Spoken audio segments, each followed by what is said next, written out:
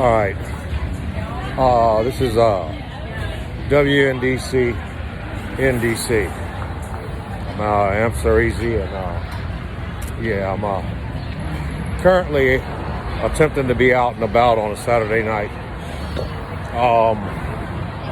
And I've been watching and really marinate on a lot of these current topics, especially the topic of grown people being single during this day and age, and questioning, is there a difference by way of age or race or culture or whatnot?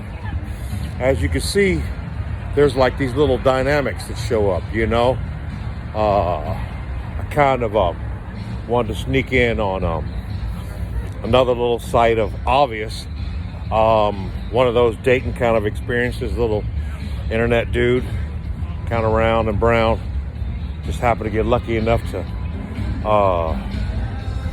actually gain the attentions of a nice fine young non-sister per se, but available single chick willing to cross those cultural lines too.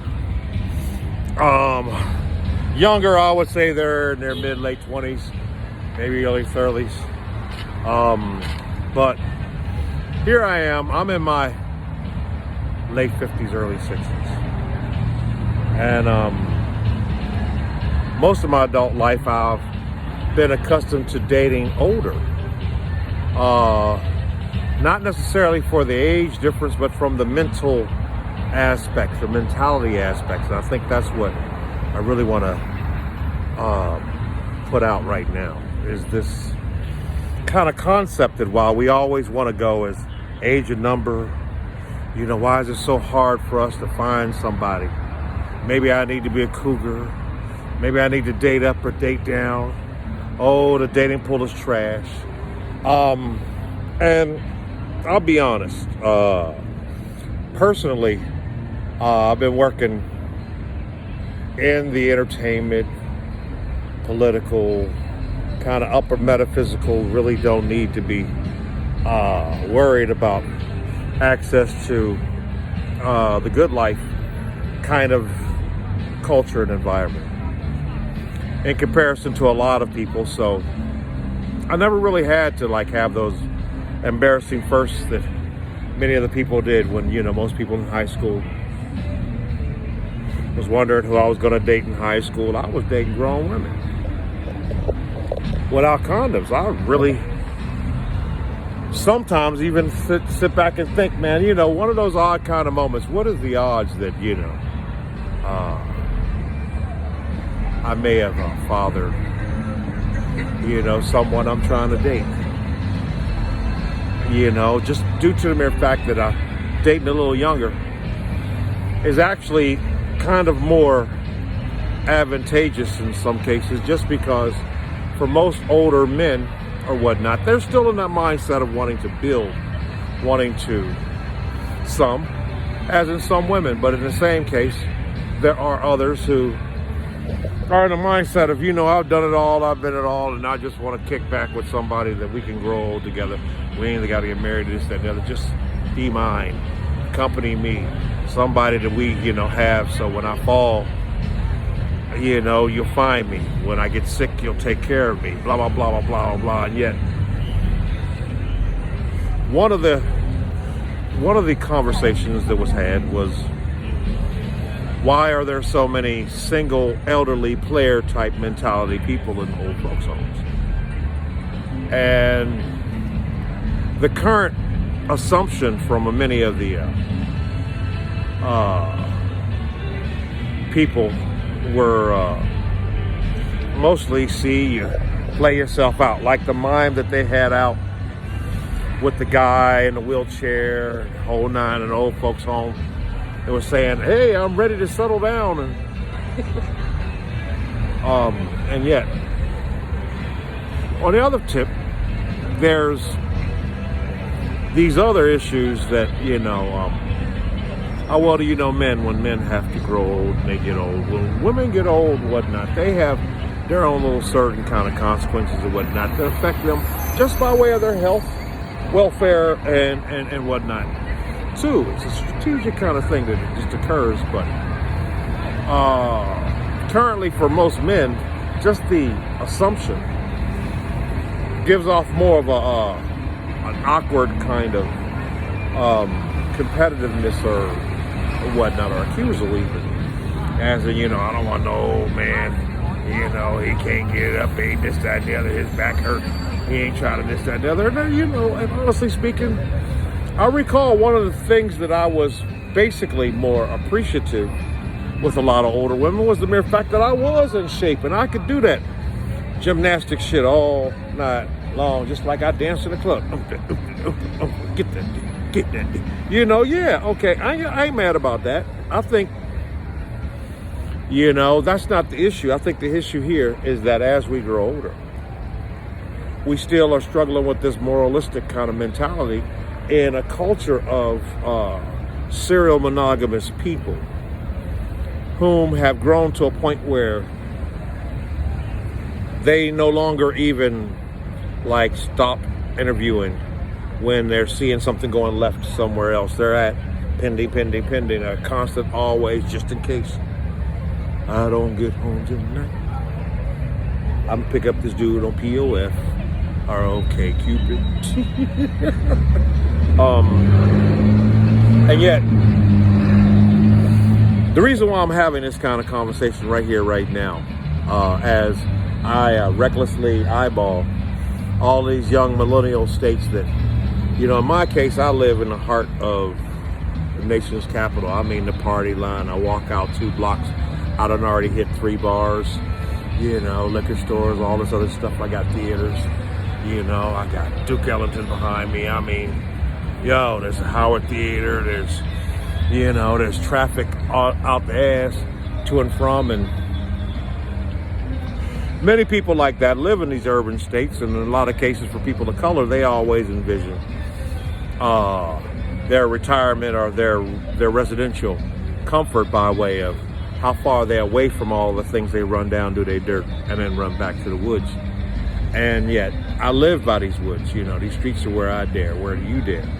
And yet, I've never envisioned myself as being that perverted old man looking at all these young, cute little, pretty young things, smelling like baby milk. When everybody's going, you should be ashamed of yourself. And I mean, my daughter's in her mid-30s, so the current running joke would be how less she would flinch if I actually came home with a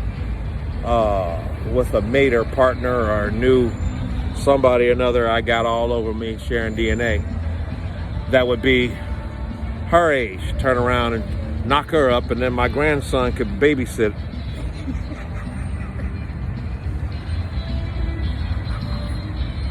his uncle or aunt. And as funny as that is, that's the reality we're living in right now in this kind of thing, because everybody's like, I'm tired of doing this. I ain't trying to do this no more. I'm this, that, and the other. And yet you want someone else who is just locked into theirs. And it's not so much about what you want or what they want or why can't you have it all. But then there's an upper metaphysical issue with this, because as a strong black man of a good character and whatnot, maybe pimpishly looking, not quite, the look that everybody else would be accustomed to having, and yet still, my mama would vouch for me. I ain't no trash. And I got no major dysfunctions of my coexistence with people in my life, friends, and family. And so that in itself tends to not necessarily be the automatic assumption people give you when you go to meet them, because they always still resolve this kind of, but the man is a man, or this, that, and the other. so and so and so and so. And while that seems like, whatever, not everybody does that, but yes, they do. You know, we live off of this folklore and stereotypical assumption that's always possible, especially from cultural state, and even worse so in this environment. Now, I can travel all over the world in the same state that I am and will give off more of a celebrity kind of image everywhere in the world but here. And therefore, I love being who I am here and everywhere else I go. But I see things from a world perspective at times when I'm stuck with people who only see things from their block or their area or their culture or where they come from or, you know, who they roll with or this, that, and the other. And so if you're not capable of fitting back into that little notch of where they're at, then they have no use for you. And yet they ask for a partnering of something that can gain them a better productive state in this world. And for many of us, it's hustling backwards. I'm gonna light another cigarette because you can't stop me.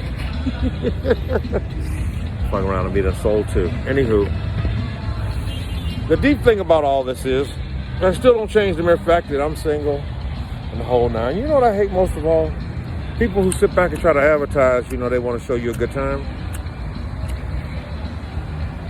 Get their money and getting your time and hold on and totally go into this whole traumatic how did I get in here again? Why am I here? What's my main focus?